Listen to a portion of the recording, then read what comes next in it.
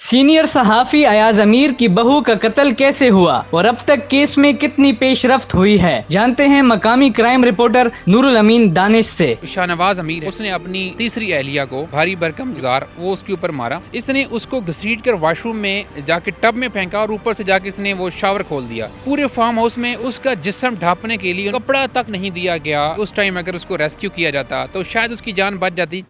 Urdu point की videos देखने के लिए हमारा चैनल सब्सक्राइब कीजिए और बेल के आइकन पर क्लिक कीजिए ताकि आप हमारी तमाम आने वाली वीडियोस से बाखबर रह सकें। अस्सलाम वालेकुम, मैं हूं उस्मान पराचा और आप देख रहे हैं उर्दू पॉइंट। नाजरीन, गुज़िश्ता रोज़ शहर इक़्तिदार इस्लामाबाद में कत्ल की एक लर्ज़ाखेज़ वारदात होती है। चक शहजाद में एक फार्म हाउस, उसमें एक 37 साला खातून को कत्ल कर दिया जाता है। इस केस के बारे में जानते हैं हमारे साथ सीनियर क्राइम रिपोर्टर नूरुल अमीन दानिश, जो कि इस्लामाबाद में इस केस को भी कवर कर रहे हैं और इससे पहले भी जो क्राइम के बहुत सारे केसेस हुए हैं उनको कवर कर चुके हैं। इनसे जानते हैं इस केस में ऐसा क्या ख़ास था और इस केस को नूर मुकद्दम के केस से भी जोड़ा जा रहा है। हुआ कुछ यूँ कि ये रात को 2 दिन पहले, ये तकरीबन 10-11 बजे का वक़्त हुआ था। तो अयाज अमीर साहब की जो अलहदगी हो चुकी है अपनी बेगम से, और अयाज अमीर साहब उस टाइम जो है वो चकवाल में मौजूद थे। तो यहाँ से जो शाहनवाज अमीर है उसने अपनी तीसरी अहलिया को कत्ल किया, जो कि एक रोज़ पहले दुबई से आई थी और बेसिकली वो कैनेडियन नेशनल हैं। दुबई में वो कोई जॉब कर रही थी और एक रोज़ पहले उन्होंने गाड़ी भी ली थी।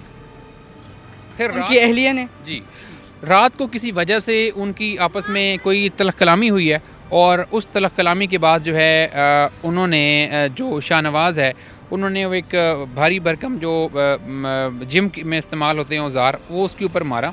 उसके बाद वो लड़की जो है वो बेहोश हुई। इसने उसको घसीट कर वॉशरूम में जाके टब में फेंका और ऊपर से जाके इसने वो शावर खोल दिया। आप अंदाज़ा लगाएं कि उस टाइम अगर उसको रेस्क्यू किया जाता तो शायद उसकी जान बच जाती।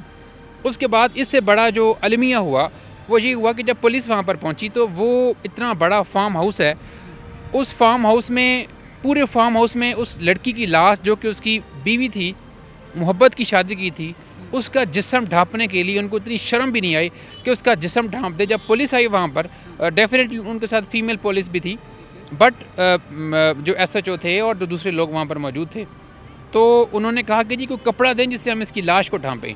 तो कपड़ा तक जो है वो नहीं दिया गया। जो SHO था उसने पुलिस वाले को भेजा बाहर और वो बाहर से कपड़ा लेके आया, उससे उसकी डेड बॉडी को ढांपा गया है। इससे आप अंदाज़ा लगाएं कि किस हद तक कर्बनाक अंदाज से और कितने मुतमिन होकर बेशर्मी के साथ ये सारा वकूआ जो है वो हुआ। दूसरा, आपने ये सवाल किया कि ये जो शाहनवाज़ है वो यहाँ पर कितने अरसे से रह रहा था और क्या करता है। तो देखें, ये जो इस तरह के अमीरज़ादे हैं ये कुछ भी नहीं करते। इनके वालिदैन ने बहुत कुछ कमाया होता है। ये बड़े बड़े फार्म हाउसेस और बड़ी बड़ी ये गाड़ियाँ लेते हैं और इनका काम दिन को सोना रात को पार्टी।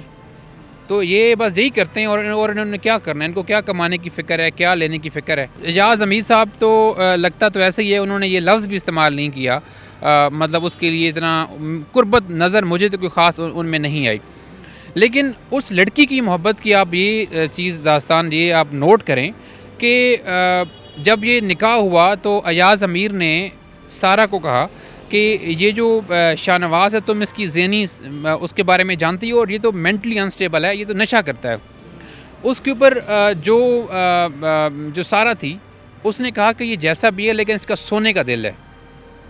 तो इसके ऊपर अयाज अमीर ने ये कहा था उस टाइम सारा को कि ये सोने का दिल देखने के लिए हमें को माइक्रोस्कोप लगानी पड़ेगी, क्योंकि हमें तो कभी इसका सोने का दिल नज़र नहीं आया। एक ऐसी लड़की जिसने सारा कुछ छोड़ के, उसको ना तो पैसों की ज़रूरत थी ना किसी चीज़ की ज़रूरत थी, मैं वो कैनेडियन नेशनल थी, उसकी अच्छी बेहतरीन जॉब दुबई में थी। तो कोर्ट में ये हुआ कि जी आज अयाज अमीर साहब का रिमांड लेने की उन्होंने सदा की थी, 4 रोज़ का गिरफ़्तार किया गया था, मोबाइल वगैरह उनसे ले लिया। तो अयाज अमीर साहब ने ये कहा कि जी ये ऐसा इंसिडेंट है कि इसका किसी भी तौर पे मैं डिफेंस नहीं कर सकता, ना इसका डिफेंस हो सकता है। पुलिस ने उन्होंने ये भी कहा कि जब मुझे इत्तला मिली तो मैंने शाहनवाज़ की वालदा को ये कहा कि तुम इसको रस्सियों से बांध दो और बंद कर दो जो इनका रूम था। वैसे ही हुआ, उसी बात ही वो मौके से अरेस्ट हुआ और उन्होंने ये अदालत को कहा कि अगर हम चाहते तो जिस औजार से मारा गया था हम इंसिडेंट प्लेस को धो सकते थे, पूरी रात का हमारे पास वक्त था। और दूसरी बात जो मुझे लगी है सारी इस केस की समाज से जो चीज़ डिटरमिन करेगी एजाज़ अमीर साहब का रोल, वो ये है कि एजाज़ अमीर साहब कहते हैं कि मुझे कॉल आई यहाँ से और शाहनवाज़ ने पिक्चर शायद व्हाट्सएप की थी उसकी डेड बॉडी की। तो एजाज़ अमीर साहब कहते हैं कि मैंने फ़ौरी तौर पर आईजी और मुतल्लिका एसपी और एसएचओ को कॉल की कि फ़ौरी तौर पर पहुँचे मौके पे। अब डिटरमिन ये करेगी पुलिस के एजाज़ अमीर साहब को जब इतला दी गई कि ये मर्डर हो गया है और एजाज़ अमीर साहब की आगे इतला देने में कितना फ़र्क है टाइम का। तो अभी तक तो यही लग रहा था कि एजाज़ अमीर साहब ने बिल्कुल उनको चीज़ें खुल के बताई हैं जो चीज़ें थी। और ज़राए के मुताबिक ये जो शाहनवाज़ साहब हैं, ये कोई आज से कोई 15-16 साल पहले इन्होंने थाना सेक्रेटेरिएट के हदूद में नशे की हालत में एक साहब को एक शहरी को गाड़ी के नीचे रौंदा था। अब आई डोंट नो कि उसकी डेथ हुई थी या वो माजूर हुआ था, बट इसकी टेंडेंसी जो है वो बिल्कुल उसी तरह से है जिस तरह वो ज़ाहिर जाफ़िर था। दोनों चीज़ों में मुझे मुशाबहत नज़र आती है, लेकिन एक चीज़ है जो नूर मुकद्दम के जो पेरेंट्स थे उनमें मुझे नदामत नहीं थी नज़र आई। लेकिन इसमें अभी हमें ये भी देखना होगा केस को काफ़ी वीक फैमिली ने किया है जो सारा के पेरेंट्स हैं, क्योंकि वो उन्होंने इस केस को मुद्दत नहीं की। चलो अभी भी अगर वो केस का हिस्सा बन सकते हैं, लेकिन नूर मुकद्दम साहब जो थे, नूर मुकद्दम के जो वालिद थे, उन्होंने ये कहा था कि हम इस केस को इसलिए मिसाल बनाना चाहते हैं कि आइंदा कोई ज़ाहिर जाफिर ना पैदा हो। अब तक के एविडेंस और केस और जो गवाहात हैं उनके मुताबिक तो जो केस है वो मजबूत नज़र आ रहा है, लेकिन आपको क्या लगता है पुलिस अपनी तफ्तीश में अच्छे तरीके से काम कर रही है?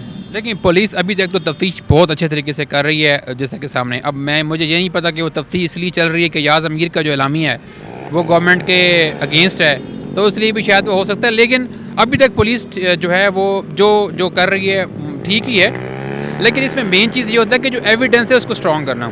जब कल को केस को प्रोसिक्यूशन लेके जाती है कोर्ट में, जब फाइनल उसमें पहुंचता है, ट्रायल पे केस पहुंचता है, जैसे भी नूर मुकद्दम का पहुंचा हुआ है, उसके बावजूद इतना स्ट्रॉन्ग एविडेंस था, इतने बेहतरीन वकील थे, सारा कुछ था, फिर भी डिले है। तो एक छोटी सी चीज़ जो है वो सारे केस का सत्यानाश जो है वो करके रख देती है। तो जब तक सही मानों में इस केस की पैरवी नहीं होगी। मुल्ज़िम शाहनवाज़ जो है इससे पहले भी शादियां कर चुके हैं और ये इसकी तीसरी शादी थी, तो जो पिछली 2 बीवी हैं उनसे भी कुछ बातचीत हुई है इस हवाले से? देखें, इस हवाले से तो अभी वो पुलिस के पास है, इंटरोगेट करेंगे उसको कि उसका क्या था, लेकिन उसका एक आपने उसका ट्रेंड देख लिया है कि वो किस तरह की ज़हनी कैफियत रखता है। जिस तरह हम देखते हैं कि मुख्तलिफ़ चौराहों पर शम्मा लेकर और इस तरह ह्यूमन राइट्स कमीशन वाले आ जाते हैं, तो इसमें क्यों नहीं आ रहे? क्या वजह क्या हो सकती है? देखिए, मोमबत्ती माफिया जो है एक माइंडसेट का नाम है, और ये जो मोमबत्ती माफिया है इनके अपने मोटिव्स होते हैं, और ये हर केस में देखते हैं कि इससे हमारा मोटिव जो है वो किस तरह से सेफ गार्ड होगा और हम किस तरह से लेकर चीज़ों को आगे चलेंगे। अभी तक आप देखें कोई सामने नहीं है। और एक इंतहाई और अफसोसनाक बात, एजाज़ अमीर जो है उन्होंने बिल्कुल भी जो जहाँ तक आज तक जो मैंने देखा है 3 दिनों में, कहीं पर भी मुझे नहीं लगा कि उन्होंने अपने बेटे को सपोर्ट किया हो, वो किया हो, लेकिन फिर भी शाह से ज़्यादा शाह के वफादार हैं। अब जो सोशल मीडिया पे आप डिवाइड चेक करें कि जो तहरीक इंसाफ को सपोर्ट करने वाले साफ़ी हैं वो इस केस को किसी और तरह से देख रहे हैं। वो कह रहे हैं जी कत्ल रोज़ होते रहते हैं, तो अगर ये हो गया तो कोई कौन सा बड़ा कोई खुदा का खौफ कर लें यार आप लोग। पॉलिटिक्स नहीं होनी चाहिए। तो ये पॉलिटिक्स की बात है। अगर एजाज़ अमीर की जो वाइफ है, अगर उसके रिमांड की इस्तदा की है पुलिस ने, तो एजाज़ अमीर की जो साबका एहलियाँ हैं वो तो वही वाहिद मौका की गवाह हैं, वही वहाँ पर मौजूद थी। तो भाई उनको अगर इंटरोगेट ही नहीं करेंगे तो केस किस तरह के चलेगा?